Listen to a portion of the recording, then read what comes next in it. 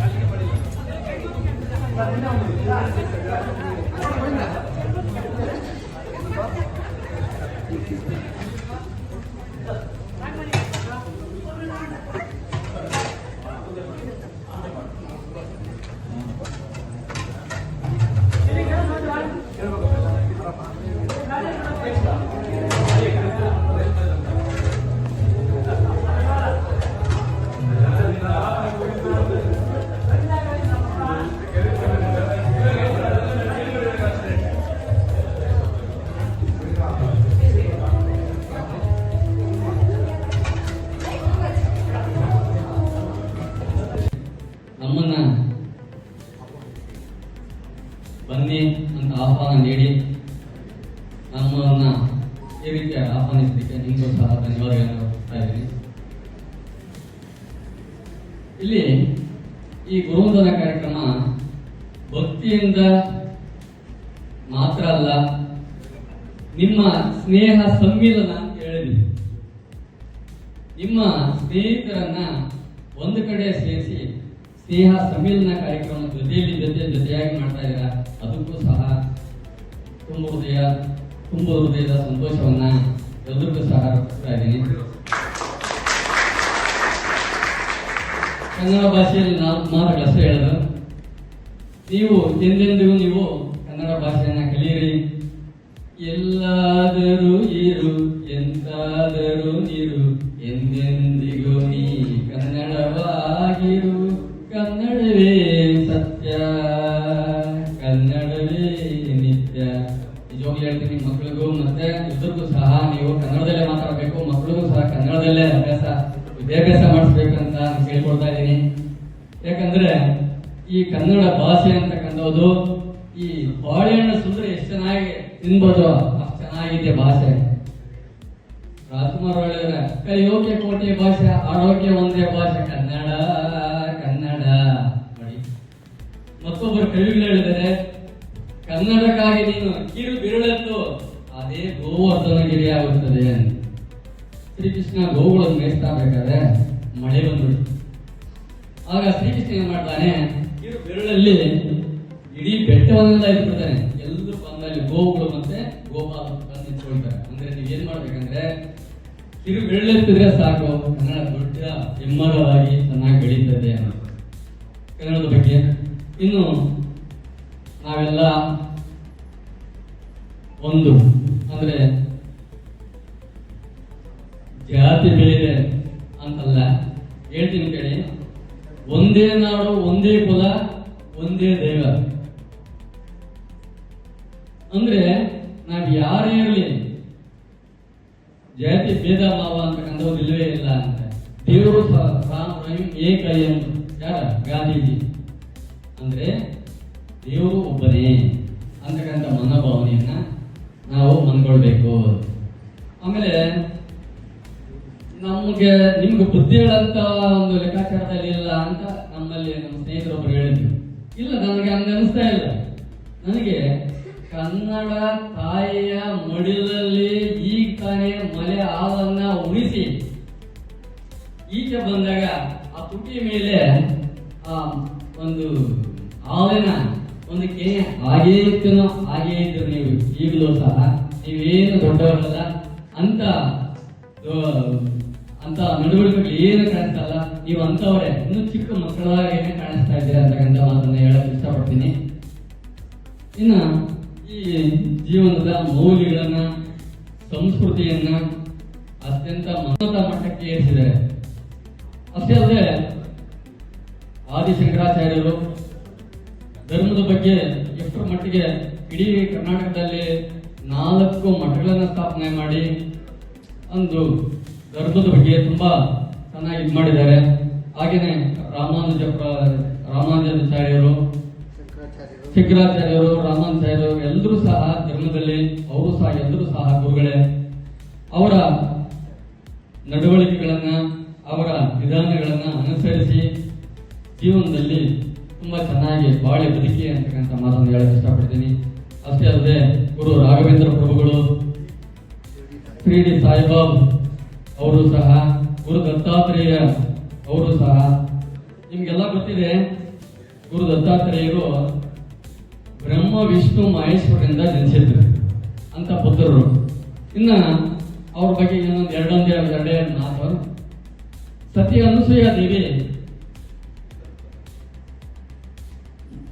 ಅವರ ಗಂಡನಾಗಿರ್ತಕ್ಕಂಥವನು ಕುಷ್ಠರೋಗಕ್ಕೆ ಈಡಾಗಿ ಮತ್ತು ಶಿಷ್ಯ ಈ ಬಾಂಧವ್ಯ ಯೂನಿವರ್ಸ್ ಇರೋವರೆಗೂ, ಪ್ರಪಂಚ ಇರೋವರೆಗೂ ಇರುತ್ತೆ, ಇರಲೇಬೇಕು. ಅರ್ಥ ಆಯ್ತಾ? ಯಾಕೆಂದ್ರೆ ಮನುಷ್ಯನಿಗೆ ಈ ಒಂದು ದೇಹಕ್ಕೆ ಆರ್ಟ್ ಎಷ್ಟು ಮುಖ್ಯನೋ, ಹೃದಯ ಇಲ್ಲ ಅಂದ್ರೆ ತೆಗೆದಾಕ್ಬಿಟ್ರೆ ಹೋಯ್ತು. ಈ ಗುರು ಅನ್ನೋದಿಲ್ಲ ಅಂದ್ರೆ ಪ್ರಪಂಚ ಏನಾಗುತ್ತೆ, ಅಲ್ವಾ? ಆ ರೀತಿ ಸಂಬಂಧ ಒಂದು ಅವಿರಾಭಾವ ಸಂಬಂಧ ಈ ಒಂದು ಗುರುಗಳಿಗೆ. ಮತ್ತು ನೋಡಿ, ನೀವು ಇತಿಹಾಸವನ್ನ ಅವಲೋಕಿಸಿ ನೋಡಿದಾಗ ರಾಮಾಯಣ ತಗೊಳ್ಳಿ, ವಾಲ್ಮೀಕಿ. ಇವತ್ತು ಈ ವೇದಿಕೆ ಹೆಂಗಿದೆಯಪ್ಪ ಅಂದ್ರೆ ಶ್ರೀರಾಮಚಂದ್ರ ಮತ್ತು ಲಕ್ಷ್ಮಣ ವಶಿಷ್ಠ ಮಹರ್ಷಿಗಳನ್ನ ಕರೆದು ತಮ್ಮ ಒಂದು ಸಭೆಯಲ್ಲಿ ಸತ್ಕಾರ ಮಾಡಿದಷ್ಟು ಇಂತ ಒಂದು ದೊಡ್ಡ ವಿಚಾರ ಅಂತ ಹೇಳಬಹುದು. ನಮ್ಮ ಗೋಪಿ ಪ್ರಾಸ್ತಾವಿಕ ಭಾಷಣದಲ್ಲಿ ಹೇಳಿದಂತ ಒಂದೊಂದು ಮಾತುಗಳು ಕೂಡ ನೀವೊಬ್ಬ ಶ್ರೀರಾಮಚಂದ್ರನಿಗೂ, ಒಬ್ಬ ಲಕ್ಷ್ಮಣನಿಗೆ, ಒಬ್ಬ ಆಂಜನೇಯನಿಗೆ ಏನು ಕಡಿಮೆ ಇಲ್ಲ ಅಂತ ನನ್ಗೆ ಅನಿಸ್ತಾ ಇದೆ. ಹಾಗೇನೆ ದ್ರೋಣಾಚಾರ್ಯರ ಮಣ್ಣಿನ ಒಂದು ಮೂರ್ತಿಯನ್ನ ಮಾಡಿಕೊಂಡು ಏಕಲವ್ಯನು ಇಡೀ ಪ್ರಪಂಚದಲ್ಲಿ ಒಂದು ಅದ್ವಿತೀಯವಾಗಿರ್ತಕ್ಕಂಥ ಶಿಷ್ಯನ ಅಲ್ವಾ? ಯಾಕೆಂದ್ರೆ ಅವನಿಗೆ ವಿದ್ಯೆ ಕಲಿಸೋದಕ್ಕೆ ಜಾತಿ ಅಡ್ಡ ಬಂತು. ಆ ಜಾತಿ ಅವನು ಒಂದು ಇದು ಮಾಡಿದ್ದ ದ್ರೋಣಾಚಾರ್ಯ, ನಾನು ಕ್ಷತ್ರಿಯರಿಗಲ್ಲದೆ ಬೇರೆಯವರಿಗೆ ವಿದ್ಯೆ ಕಲಿಸಲ್ಲ ಅಂತ. ಯಾಕಪ್ಪ ಅಂದ್ರೆ ಕಲಿಸಬಾರ್ದು ಅಂತಲ್ಲ, ಆತನ ಹೊಟ್ಟೆ ಪಾಡು, ಆತನ ವಿದ್ವತ್ತಿಗೆ, ಆತನ ಒಂದು ಶಕ್ತಿಗೆ ಅಳತೆ ಮಾಡಿ ಆತನಿಗೆ ಯಾರು ಕೆಲಸ ಕೊಡಲಿಲ್ಲ. ಅವಾಗ ನಮ್ಮ ಇವರಲ್ಲಿ ಮಹಾರಾಜರ ಹತ್ರ ಹೋದಾಗ ನೋಡಪ್ಪ, ಕ್ಷತ್ರಿಯರ ಮಕ್ಕಳಿಗೆ ಮಾತ್ರ ಪಾಠ ಹೇಳೋಗಿದ್ರೆ ನಮ್ಮಲ್ಲಿ ಅವಕಾಶ ಇದೆ, ನಮ್ಗೆ ಹೇಳ್ಕೊಟ್ಟಿರ್ತಕ್ಕಂಥ ಪಾಠ ಬೇರೆಯವ್ರಿಗೆ ಹೇಳಬಾರ್ದು ಅಂತ. ಇನ್ನು ಬೇರೆಯವ್ರಿಗೆ ಹೇಳಿದ್ರೆ ವಚನ ಭ್ರಷ್ಟ ಆಗ್ತಾರಲ್ವಾ? ಹಾಗಾಗ್ಬಿಟ್ಟು ಏಕಲವ್ಯನು ಆ ಒಂದು ಕಾಡಲ್ಲಿ ಗೊತ್ತಲ್ಲ ನಿಮಗೆ, ಆ ಜಿಂಕೆಗಳನ್ನ ಹುಲಿ ಸಾಯಿಸ್ತಾ ಇರ್ತಾರೆ, ಅದಕ್ಕೆ ನಾನು ಬೇಟೆ ಕಲಿಬೇಕು ಅಂತ ಹೇಳ್ಬಿಟ್ಟು ಇವರಲ್ಲಿ ಹೋದಾಗ ಅವನ ಭಕ್ತಿಗೆ ಮೆಚ್ಚಿ ಕಲಿಸ್ಬೇಕು ಅನ್ನೋ ಆಸೆ. ಆದ್ರೆ ಇಲ್ಲಿ ಮಾತು ಉದ್ಯೋಗ ಹೋಗುತ್ತೆ ಅಂತ ಭಯ. ಅವಾಗ ಏನಿಲ್ಲಪ್ಪ, ನೀನು ಏನು ಅನ್ಕೊಂಡಿದೀಯೋ, ನಿನ್ನ ಆಸೆ ಏನಿದೆಯೋ ನೆರವೇರಕ್ಕೆ ಹೋಗಿ ಮಗು ಅಂತ. ಯಾರು? ದ್ರೋಣಾಚಾರ್ಯ. ಅಂದ್ರೆ ಯಾಕೆ ಮಾತು ಹೇಳ್ತಾ ಇದ್ದೀನಿ ಅಂದ್ರೆ, ಆ ಕಾಲ, ಆ ಮನಸ್ಸು, ಆ ಶಕ್ತಿ, ಆ ಜ್ಞಾನ, ಆ ಭಕ್ತಿ ಆವಾಗಲೂ ಇದೆ, ಇವಾಗ್ಲೂ ಇದೆ. ಆವಾಗಲೂ ಸೂರ್ಯ ಪೂರ್ವದಲ್ಲೇ ಹುಡ್ತಾ ಇದ್ದ, ಪಶ್ಚಿಮದಲ್ಲೇ ಮುಳುಗ್ತಾ ಇದ್ದ. ಆವಾಗ ಇನ್ನೂ ಮಹಾಸಾಗರ ದಕ್ಷಿಣಕ್ಕೆ ಇತ್ತು, ಹಿಮಾಲಯ ಪರ್ವತ ಉತ್ತರದಲ್ಲೇ ಇತ್ತು. ಆವಾಗ ಮನುಷ್ಯರಿಗೆ 2 ಕಣ್ಣೆ ಇತ್ತು, 2 ಕಾಲ ಇತ್ತು, 2 ಕೈ ಇತ್ತು. ಅಂದ್ರೆ ಅಲ್ಲಿಂದ ಬಂದಿರತಕ್ಕಂಥ ಏಕಲವ್ಯನು ಅವನ ಮನಸ್ಸನ್ನ ಕಲ್ಪನೆ ಮಾಡಿಕೊಂಡು ವಿಗ್ರಹವನ್ನು ಮಾಡಿ ಆ ವಿಗ್ರಹ ನೋಡ್ಕೊಂಡು ವಿದ್ಯೆ ಹೆಂಗ್ ಕಲ್ತ ಅಂದ್ರೆ, ಆ ವಿಗ್ರಹ ರೂಪದಲ್ಲಿ, ಆ ವಿಗ್ರಹದಲ್ಲಿ ದ್ರೋಣಾಚಾರ್ಯರ ಒಂದು ದೈಹಿಕ ಭಾವನೆ ಬಂದು ಇವರಿಗೆ ಆಶೀರ್ವಾದ ಮಾಡ್ತಾ ಇತ್ತು. ಅಂದ್ರೆ ಆ ಗುರುವಿನ ಶಕ್ತಿ ಎಷ್ಟಿದೆ ಅಂತ ನೀವು ಒಮ್ಮೆ ಆಲೋಚನೆ, ಒಮ್ಮೆ ಅರ್ಥ ಮಾಡಿ. ಆ ಶಕ್ತಿ ಎಲ್ಲೂ ಹೋಗಿಲ್ಲ. ಅದು ಏನಾಗ್ತಾ ಇದೆ, ಒಂದು ದುಃಖದ ಸಂಗತಿ ಏನಂದ್ರೆ, ಅಂತ ಗುರುಗಳು ಕಡಿಮೆ ಆಗ್ತಾ ಇದೆ. ಯಾವಾಗ ಗುರುಗಳ ಸಂಖ್ಯೆ, ಅಂತ ಒಂದು ಗುಣ ಇಟ್ಕೊಂಡಿರ್ತಕ್ಕಂಥವ್ರ ಸಂಖ್ಯೆ ಕಡಿಮೆ ಆಗ್ತಾ ಇದೆಯೋ, ನಮ್ಮ ವ್ಯವಸ್ಥೆಯನ್ನು ಕೂಡ ಏನಾಗ್ತಾ ಇದೆ, ಹದಗತಿಗೆ ಹೋಗ್ತಾ ಇದೆ. ಈಗ ಇಂಗ್ಲಿಷ್ ಅಲ್ಲಿ ಒಂದು ಪ್ರಾಬ್ಲಮ್ ಹೇಳ್ತಾರೆ, to the good the world suffers good. ಅಂದ್ರೆ ನಾನು ಚೆನ್ನಾಗಿದ್ರೆ ಪ್ರಪಂಚ ಎಲ್ಲ ಚೆನ್ನಾಗಿರುತ್ತೆ. ನಾವು ಇನ್ನೊಬ್ಬರು ಸರಿ ಇಲ್ಲ ಅಂತ ಹೇಳೋದಕ್ಕಿಂತ ಮುಂಚೆ ನಾನು ಕರೆಕ್ಟ್ ಆಗಿದ್ದೀನ, ಇದು ನಮ್ಮಲ್ಲಿ ಬರಬೇಕು. ಮತ್ತೆ ಪುಸ್ತಕಗಳು ತಗೊಳ್ಳುವುದು ನನ್ನ ಹಂಬಲ ನನಗೆ. ಯಾಕಂದ್ರೆ ನನ್ನಂತ ಸ್ಟೂಡೆಂಟ್ಸ್ ಜಾಸ್ತಿ ಸಿಗ್ತಾರೆ. ಸರ್ ಇವನು ಓದ್ತಾ ಇಲ್ಲ, ಸರ್ ಇವನಿಗೆ ಅಲ್ಲಿ ಪರ್ಮಿಷನ್, ಇದು ಫೀಸ್ ಕಡಿಮೆ ಮಾಡಿ, ಸರ್ ಇವನು ಬುಕ್ಗಳು ಕೊಡಿಸಿ, ಸರ್ ಇನ್ನೊಂದು ಕೊಡಿಸಿ ಅಂತಾರೆ. ನಾನು ಯಾವಾಗಲೂ ದೇವರಾಜನಿಗೆ ಯೋಜ, ಇವತ್ತು ಸೆಕೆಂಡರಿ PUC ಯಾರೋ ಅಪ್ಪ ಅಮ್ಮ ಇಲ್ಲದೆ ಒಬ್ಬ ಸ್ಟೂಡೆಂಟ್ ಇದ್ದಾನೆ, ಬುಕ್ಗಳು ಕೊಡಿಸ್ಬೇಕು ಸರ್, ಸರ್ ಕೊಡಿಸ್ತೀನಿ ಸರ್. ಆಮೇಲೆ ಅದೇ ರೀತಿ ನನಗೆ ಜಾಸ್ತಿ ಜನ ಈ ರೀತಿ ಹೇಳ್ತಾ ಇರ್ತಾರೆ, ನಾವು ಯಾವುದೋ ಒಂದು ರೂಪದಲ್ಲಿ ಅವರಿಗೆ ನಾವು ಸಹಾಯ ಮಾಡ್ತಾನೇ ಇದ್ದೀವಿ. ಇದು ನಿರಂತರವಾಗಿ ನಡೀತಾ ಇರುವಂತಹ ಕೆಲಸ. ಒಂದು ಮಾತು ಹೇಳ್ತೀನಿ, ಮಹಾಭಾರತದಲ್ಲಿ ಶ್ರೀಕೃಷ್ಣ ಪರಮಾತ್ಮ ಕರ್ಣನ ಒಂದು ಘಟನೆ ಇದು, ಚೆನ್ನಾಗಿ ಅರ್ಥ ಮಾಡ್ಕೊಳ್ರಿ. ದಾನ ವೇದ ಶೂರ ಕರ್ಣ ಅಂತ ನಾವು ಕರಿತೀವಿ. ಕರ್ಣನಿಗಿಂತ ದಾನ ಮಾಡೋದರಲ್ಲಿ ಮಿಗಿಲಾಗಿರುವಂತಹ ವ್ಯಕ್ತಿಗಳು ಯಾರೂ ಈ ಪ್ರಪಂಚದಲ್ಲಿ ಇಲ್ಲ, ಉಟ್ಕೊಳ್ಳೋದು ಸಹ ಇಲ್ಲ. ಒಂದ್ಸರ್ತಿ ಶ್ರೀಕೃಷ್ಣ ಕರ್ಣನ ಒಂದು ಅರಮನೆಗೆ ಹೋಗ್ತಾರೆ. ಅಲ್ಲಿ ಆಗ್ತಾನೆ ಕರ್ಣ ಏನ್ ಮಾಡ್ತಾ ಇರ್ತಾನೆ, ತಲೆಗೆ ಎಣ್ಣೆ ಹಚ್ಕೊಂತ ಇದ್ದಾನೆ. ಆ ಎಣ್ಣೆ ಇರುವಂತಹ ಪಾತ್ರೆ ಮುತ್ತು ರತ್ನ ವಜ್ರ ವೈಡೂರ್ಯಗಳು ಫಳ ಫಳ ಫಳ ಫಳ ಉಳಿತಾ ಇರುತ್ತೆ. ಅವಾಗ ಶ್ರೀಕೃಷ್ಣ ಏನ್ ಹೇಳ್ತಾನೆ, ಈ ಒಂದು ಪಾತ್ರೆ ನನಗೆ ಬೇಕು ಕೊಡು ಅಂತಾನೆ. ಅಷ್ಟೇ ಈ ಬಲಗೈಯಲ್ಲಿ ಎಣ್ಣೆ ಇದೆ, ಎಡಗೈಯಲ್ಲಿ ಅದನ್ನು ದಾನ ಮಾಡ್ತಾನೆ. ಆಗ ಶ್ರೀಕೃಷ್ಣ ಕೇಳ್ತಾನೆ, ಎಡಗೈಯಲ್ಲಿ ದಾನ ಮಾಡಬಾರದು ಅಂತ ಹೇಳ್ತಾನೆ.